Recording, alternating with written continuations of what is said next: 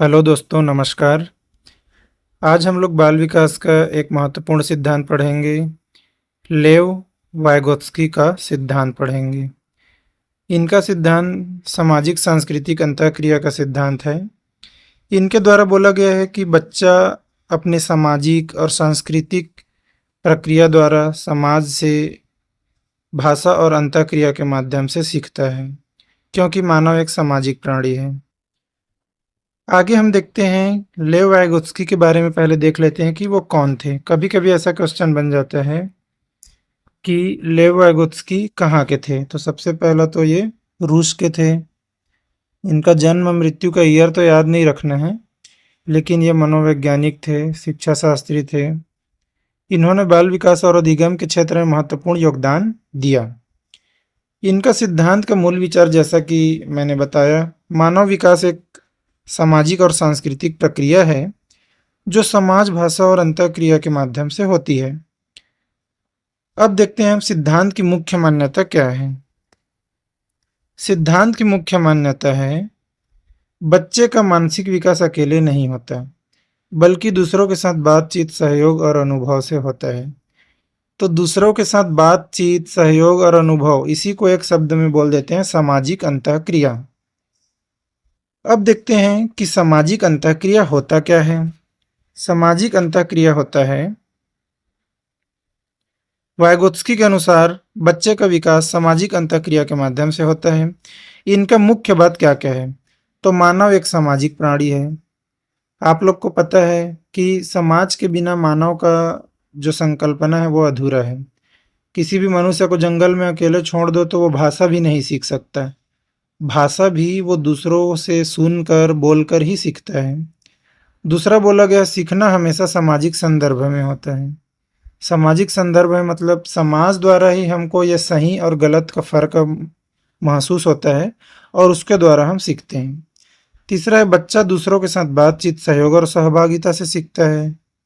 चौथा है, समाज बच्चे के विकास का आधार और दिशा दोनों प्रदान करता है। तो समाज ही क्या करता है, उनको सही और गलत का फ़र्क महसूस कराता है और उनको सही दिशा में ज्ञान प्रदान करता है। इनका मुख्य है कि सामाजिक संपर्क, भाषा का प्रयोग और विचारों का विकास सीखना। सामाजिक संपर्क वही कि समाज के संपर्क में आकर ही हम अपने विचारों, अभिव्यक्ति को प्रकट कर सकते हैं। आगे देखते हैं। इनका 2-3 महत्वपूर्ण सिद्धांत है। उनमें से एक महत्वपूर्ण है जिसको जेपीडी या निकटस्थ विकास का क्षेत्र या समीपस्थ विकास का क्षेत्र बोलते हैं। ये इंग्लिश पेडागोगी में भी आता है। जेपीडी का फुल फॉर्म है zone of proximal development. JPD वह अंतराल है जो बच्चों की वर्तमान क्षमताओं और संभावित क्षमताओं के बीच होता है, जब उसे किसी सक्षम व्यक्ति का मार्गदर्शन या सहारा प्राप्त होता है। तो इसको क्या बोलते हैं हम लोग, जेपीडी मतलब समीपस्थ विकास का क्षेत्र है। यह जो बोला गया सक्षम व्यक्ति का मार्गदर्शन। जेपीडी के 3 क्षेत्र होते हैं। वर्तमान विकास का स्तर, जो बच्चा बिना किसी सहायता के स्वयं कर सकता है। आप लोग स्कूल में भी देखते होंगे कि 2-3 कैटेगरी के बच्चे होते हैं। एक तो जो एक बार समझाने से ही तुरंत समझ जाते हैं और अपना काम कर देते हैं। जो दूसरा स्तर के बच्चे होते हैं वो निकटस्थ विकास का क्षेत्र, जेपीडी, यही वह क्षेत्र है जहाँ सीखना सबसे प्रभावी होता है। क्यों? क्योंकि यहाँ जो अधिक जानकार है उससे सहायता प्राप्त लेता है, उसके बाद सीखता है। और तीसरा है संभावित विकास का स्तर, जो कार्य बच्चा मार्गदर्शन, सहयोग से कर सकता है। ठीक है। तो जेपीडी में सीखना सबसे प्रभावी होता है क्योंकि यहाँ चुनौती और सहायता भी मिलती है। दूसरा एक महत्वपूर्ण पॉइंट है, इसके फोल्डिंग बोलते हैं। इंग्लिश में इसके फोल्डिंग बोलते हैं और इसको हिंदी में मचान भी बोलते हैं या पाड भी बोलते हैं। मचान या पाड।